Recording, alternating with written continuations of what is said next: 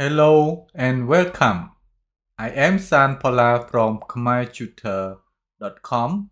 Today you will learn one of Khmer consonant, no. No has n sound. Here are some examples.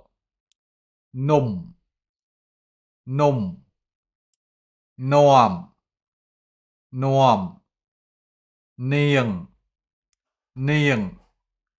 នាងនាំខ្ញុំទៅទិញនាឡិកានាងនាំខ្ញុំទៅទិញនាឡិកា And now you have learned one of Khmer consonant no. I hope this lesson is useful. Please subscribe, like, give a good comment and click the bell icon for notification when I post a new lesson. If you want to learn Khmer with me, go to my website khmertutor.com and send me a message. Thank you for watching. See you next lesson. Bye.